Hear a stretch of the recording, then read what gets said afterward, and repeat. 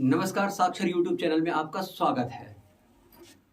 दो व्यक्ति खड़े थे, एक दूसरे से लड़ रहे थे और जैसे ही ये लड़ाई आगे बढ़ती है, एक व्यक्ति ने जवाब दिया, हाथ तो मैं भी उठा सकता हूं पर मैं गांधीवादी हूं।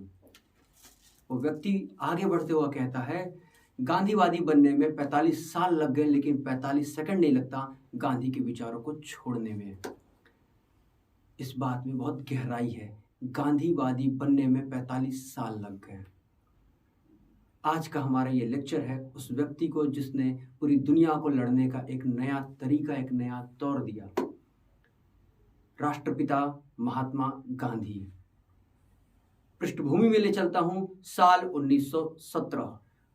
पहला विश्व युद्ध करीब करीब समाप्त होने वाला था। सारे देश युद्ध में परेशान हो चुके थे। युद्ध में मरने वालों की संख्या किसी को नहीं पता थी, लेकिन युद्ध के बाद एक समिति बनी जिस समिति ने बताया कि ब्रिटेन का लिंगानुपात यानी सेक्स रेशियो 1053 से 1093 तक पहुंच चुका है, यानी कि ब्रिटेन की आबादी में 3% युवाओं की कमी हो चुकी है। लड़ने वाले और मरने वाले ज़्यादातर, या कहा जाए हर 100 में से 99 लोग युवा ही थे। ब्रिटेन की आबादी में 3% युवाओं का कम होना यह दर्शाता है कि किसी भी देश को कितनी क्षति हुई थी। भारत को ऐसा लगा कि यही वो समय है जिस समय अंग्रेजों से आज़ादी प्राप्त की जा सकती है, और कांग्रेस ने सर्वसम्मति से एक फैसला लिया कि सारे आंदोलन की अगुवाई महात्मा गांधी करेंगे। गांधी जी अगुवाई करने के लिए खड़े होते हैं। दरअसल इस समय एक और घटना घटी थी। तुर्की को ब्रिटेन के खिलाफ लड़ने की सजा मिली।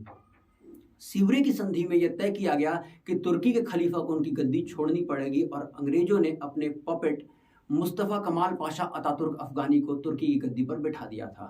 पूरी दुनिया के मुसलमानों को लगा कि उनके साथ ठगी हुई है और अंग्रेजों ने हर जगह उन्हें धोखा दिया है।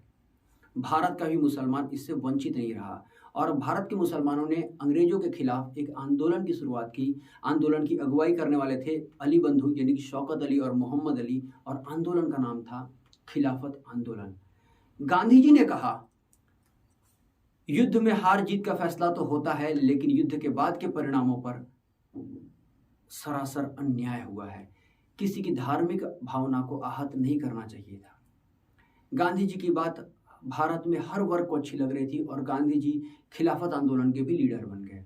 जैसे खिलाफत आंदोलन शुरू हुआ तो गांधी जी को उसमें कुछ कमियां महसूस हुई, और गांधी जी ने कहा, मैं एक ऐसा शस्त्र दूंगा, एक ऐसी लड़ाई लड़ूंगा जिस लड़ाई से अंग्रेज भी भारत छोड़ के चले जाएंगे और किसी का खून भी नहीं बहेगा। पहली बार दुनिया ने एक ऐसे शस्त्र को देखा। यह शस्त्र था अहिंसा। सुनने में बड़ा अटपटा लगेगा, लेकिन गांधी का यह शस्त्र पूरी दुनिया ने इसका लोहा माना। कैसे लड़ा गांधी ने? गांधी ने कहा, अंग्रेजों से लड़ने के लिए खून बहाने की आवश्यकता नहीं है। अंग्रेज भारत में क्या कर रहे हैं उस मूल भावना को समझना है। यानी कि भारत में अंग्रेजों को सैन्य शक्ति मिल रही है, भारत में अंग्रेजों को पुलिस मिल रही है, भारत में अंग्रेजों को धन मिल रहा है और कारोबार मिल रहा है। अंग्रेज भारत में रहते हैं तो उनके घर में बर्तन धोने से लेकर झाड़ू लगाने वाला कोई ना कोई भारतीय ही होगा। अंग्रेज यहाँ से ही सामान खरीद रहे हैं, और जिन सामानों के दम पर, जिन रॉ मटेरियल के दम पर लिवरपूल और मैनचेस्टर के बाजार चल रहे हैं। औद्योगिक क्रांति उनकी इसीलिए सफल हो गई कि भारत से ही कपास को ले जाकर ब्रिटेन में, और ब्रिटेन से पैकेजिंग, प्रोसेसिंग और उनके कपड़े बनाकर पूरी दुनिया में बेच रहे हैं। गांधी जी ने कहा, इसका एक सबसे अच्छा उपाय है अंग्रेजों के साथ पूरी तरीके से उनके उत्पादों को खत्म करना होगा। खत्म भी कैसे करें? उन्होंने 4 मंत्र दिए। पहला मंत्र, अंग्रेजों ने जो भी आपको टाइटल दिया है, पोस्ट दिया, उन पद को ठुकरा दो। गांधी जी को खुद कैसरे हिंद की उपाधि कभी मिली थी, उस कैसरे हिंद की उपाधि को गांधी जी ने लौटा दिया। गांधी जी के कहने पर सैकड़ों लोगों ने अपनी अपनी उपाधियां देनी शुरू कर दी। आज़ाद भारत में बड़े बड़े नेताओं के नाम हमने जो सुने होंगे, वो सब इसी आंदोलन में नेता बने। मसलन की विट्ठल भाई पटेल, मोतीलाल नेहरू जैसे न जाने कितने लोग थे जिन्होंने अपनी बैरिस्टर की डिग्री तक लौटा दी। गांधी ने दूसरा मंत्र दिया, ना हम अंग्रेजों के सामान खरीदेंगे, ना उनकी सेवाएं प्राप्त करेंगे, ना उनके लिए नौकरी करेंगे, ना उनके यूनिवर्सिटी में जाएंगे, और ना ही उनकी सेवाओं का किसी प्रकार से लाभ उठाएंगे। ये वो कदम था जिसने अंग्रेजों की कमर तोड़ दी। इमेजिन करके देखो कि भारत से कॉटन मैनचेस्टर नहीं जाएगा और वहां से कपड़े बन के पूरी दुनिया में नहीं जाएंगे तो अंग्रेज भारत में करेंगे क्या? अंग्रेज भारत में जरूर हैं, लेकिन उनके लिए काम करने वाला कोई भारतीय नहीं होगा, तो वो क्या ब्रिटेन से अपने घर के काम के लिए लोगों को ला पाएंगे? अंग्रेजों ने सेना तो बनाई है, लेकिन उस सेना में अगर भारतीय ही नहीं होंगे तो वो सेना कितने दिनों तक चल पाएगी? पुलिस स्टेशन में अगर अंग्रेज अधिकारी नहीं होगा तो वो कितने दिनों तक पुलिस स्टेशन चल पाएगा? अगर सारे प्रशासन में जहां जहां कलेक्टर की नियुक्ति की गई है वो कलेक्टर अंग्रेजों का नहीं होगा और लॉ एंड ऑर्डर भारत के लोग अपने हाथों में संभालने लगे तो अंग्रेज यहाँ करेंगे क्या?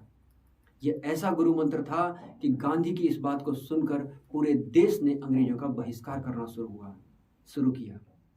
और फिर क्या, आंदोलन इतना ज़्यादा लोकप्रिय हुआ कि इसी आंदोलन में भगत सिंह ने अपनी किताबों की होली जला दी। तीसरा गुरु मंत्र, फिर क्या, गांधी ने हर एक बड़े नाम को रिकॉग्निशन दिया। मसलन कि वो अपना गुरु गोपाल कृष्ण गोखले को मानते थे, लियो टोल्स्टॉय से बहुत प्रभावित थे, लेकिन गांधी जी ने बाल गंगाधर तिलक के नाम पर तिलक कोष की स्थापना की। गांधी जी ये मानते थे कि यह आंदोलन पूरे देश का है और पूरे देश को इसमें सहभागिता निभानी चाहिए। तिलक जी के नाम पर तिलक कोष की स्थापना मतलब कांग्रेस के कार्यकर्ता यानी गांधी जी के अनुयायी पूरे देश भर में घूमकर धन इकट्ठा करेंगे। इस धन का किया क्या जाएगा और इसका टारगेट कितना था? 1 करोड़ रुपए।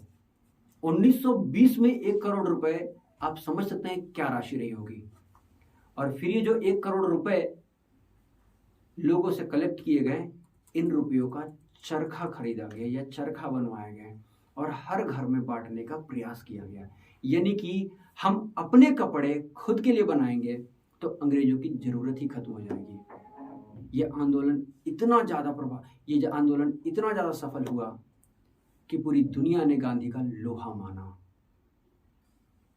अहिंसा पर यानी गांधी जी के विचारों पर ये सिर्फ एक छोटी सी बात थी। मैं गांधी जी पर पूरा लेक्चर बनाऊंगा और हम देखेंगे कि क्यों गांधी जी के दांडी मार्च की तुलना आगे चलकर सुभाष चंद्र बोस ने नेपोलियन के पेरिस मार्च से की थी। क्यों गांधी जी को महात्मा कहकर बुलाया रविन्द्रनाथ टैगोर ने, और हजार मतभेद होने के बावजूद गांधी जी को बापू यानी राष्ट्रपिता की उपाधि देने वाले सुभाष चंद्र बोस रहे। नमस्कार।